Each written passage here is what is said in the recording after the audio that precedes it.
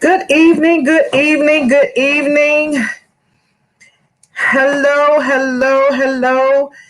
This is Dr. Nicole Mason. I'm so excited to be with you. I want to just share with you over these next 30 days that we have together, starting today. So, today, I want to start with a series around building confidence. Over the course of my life, people have remarked about how confident I am.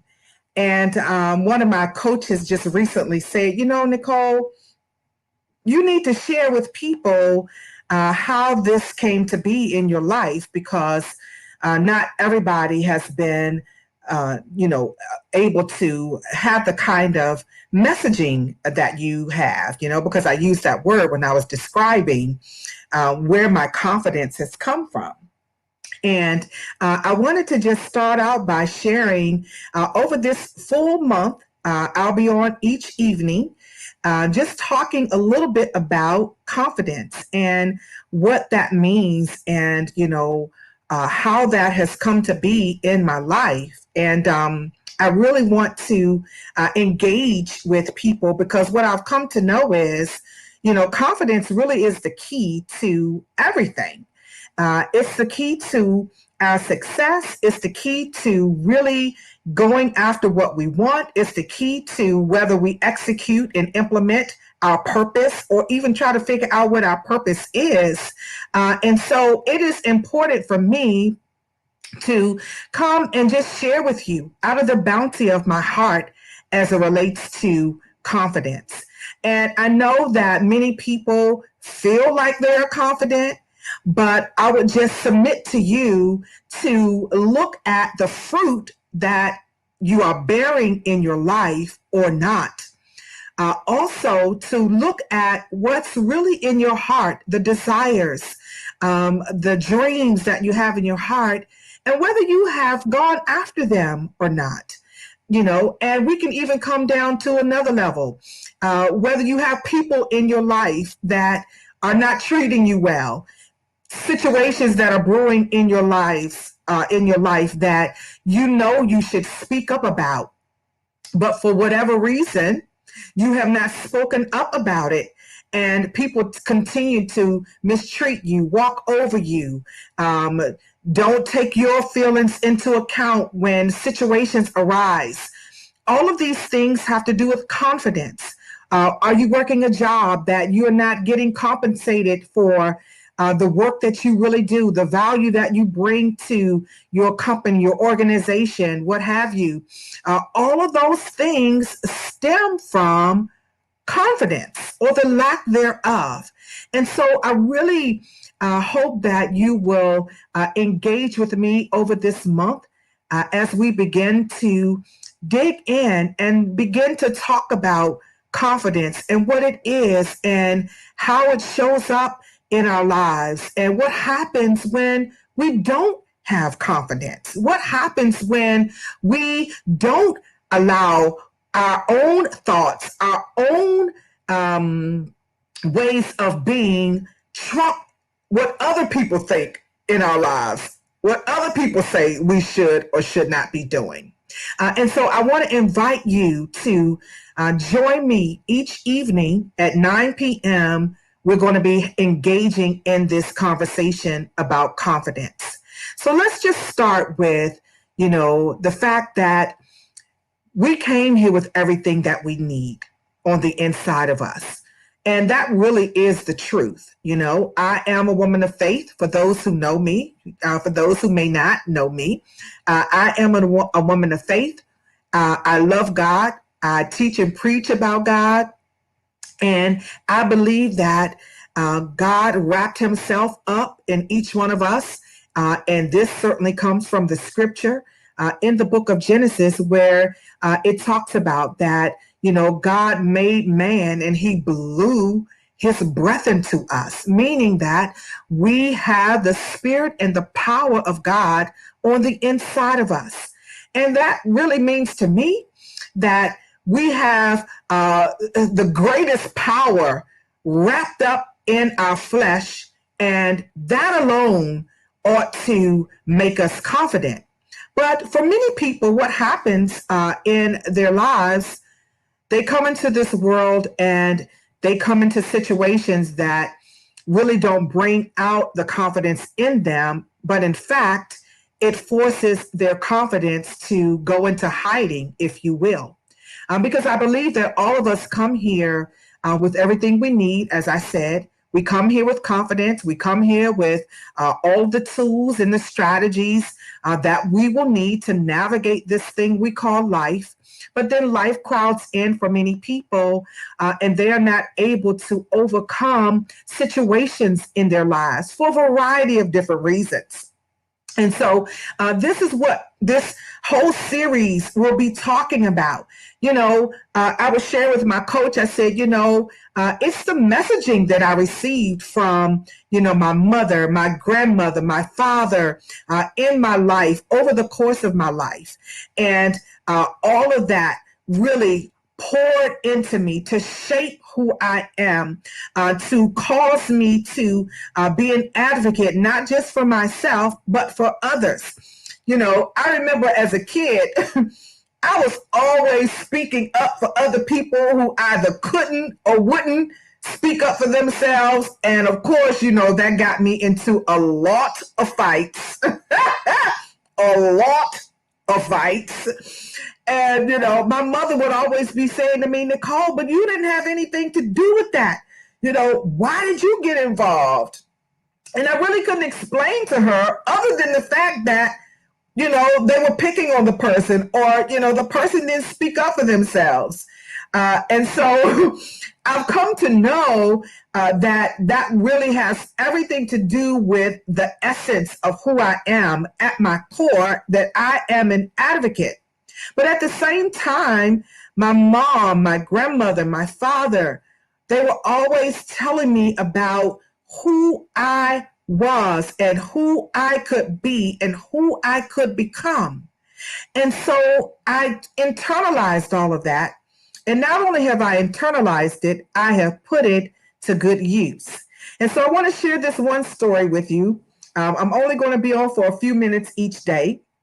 And so I want to watch my time because I am a preacher and a lawyer, so I can be very verbose. I can talk for a long, long time. And people that know me know that to be so. But I want to tell you about confidence. And I'm going to give many examples over the course of our time together about confidence and, examples on what happens when you don't have confidence and how people can run over you and how people can take you for granted when you are not confident enough to speak up for yourself. But I'll share with you this one example as we get our time together started. I remember I wanted to be a lawyer ever since I was 9 years old. Listen, I loved Perry Mason. I loved Perry Mason. And I loved when he would have the witness on the witness stand at the end, and he would start asking those questions in rapid succession, and the person would just throw their hands up and confess and say, I did it. It was something very powerful about that, and it resonated deeply within me. And like I said, I realized that I am an advocate at my core. And so, being a lawyer just makes sense to me now, right? But when it came time for me to go to law school, when I applied 9 times and was rejected 9 times. I'm going to let that go over the room. I'm going to let that go over the proverbial room. I applied 9 times and I was rejected 9 times. And it's always interesting when I share this because, I remember I was speaking at a women in business conference and the host asked me, she said, well, did you ever get tired of applying? I mean, what? And I started laughing. I said, I don't even think I allowed myself the time to even think about it because I was always reapplying after I got the rejection letter. I just kept going because I realized that nothing or no one was going to stop me from achieving my dream of becoming a lawyer. And when I look back on it, not only did that take confidence, but let me tell you what happened to me. When I was finally accepted on the 10th time, when I was finally accepted on the 10th time, I walked into the orientation after the dean called me personally to tell me that I was accepted and I could come to orientation that day to pick up my materials. And so I did. I was like, yes. Well, when I walked into the orientation class or the session, I could hear people gasp for air. And they were gasping for air because I was big, round, and pregnant. Yes, I was pregnant. And yes, I was going to start law school big, round, and pregnant, and with a 6-year-old. Yep, I certainly was. You know, my thought was, well, listen, God knew I was pregnant. He opened the door, so I'm walking through it. But I know that all of that took a level of confidence to do it. And I just refused to take no for an answer. And I want to just start off our time together for this month to ask you to get in your mind something that you have wanted to do, something that has been in your heart to do. But for whatever reason, you have talked yourself out of it. And I'm here to tell you that you're lacking confidence in that area, lacking confidence to do that thing, whatever it is. And so I want to push you. I want to be your confidence champion this month to push you to begin to think about how to do what's really in your heart to do. And one thing that I'm clear on is that you have to have a good support system in order to confidently go after what's in your heart, to confidently pursue your goals and to accomplish them with a spirit of victory. And that's what I know confidence does because it has done it for me. And so when I went to that orientation session, I was confident that not only was I going to start law school, but I was going to be successful and that I was going to do well. And wouldn't you know it? God had a ram in the bush. This is how God works when we confidently move out on what he has called us to do and have confidence that everything is going to work in our favor. And so what I'm not sure if you know or not, but when you go to law school, you have class the whole semester. So for example, the fall semester is August through December. You only have one exam that whole time, and that's at the end of the semester. You only have one exam. You either pass or fail. One exam. And so when I started law school, my baby was due in November. And wouldn't you know it? Because I confidently showed up, I had confidence that I would do well. I had confidence that God was going to work it out.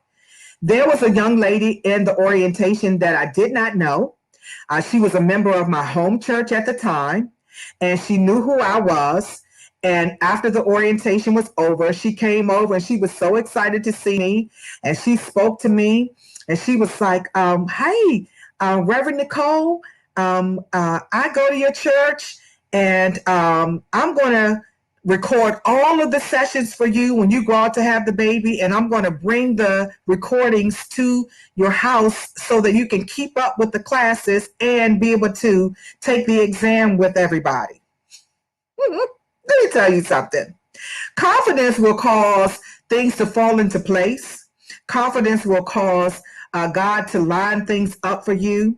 Confidence will cause people to help you, to extend themselves to you. And she did just that. And guess what? I was able not just to finish that semester with my classmates, but I was also able to finish law school with the people that I started with. talking about confidence. And so I just want to be on for a few minutes each night throughout the month, talking about confidence, talking about what it's not. And so want to start off tonight just talking about one example of confidence in my life and how it shows up for me. And my prayer is that it will be a blessing to you as well as you begin to think about those things that are in your heart to do.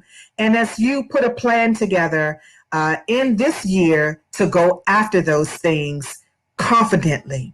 Amen. All right. So join me tomorrow night at 9 p.m. and we'll be back again talking about building confidence in your life so that you can pursue all of the things that God is calling you to do, because without them, we won't do what God calls us to do. And we need confidence. And confidence, to me, is the key to success. All right? So join me tomorrow. Talk soon. Bye-bye.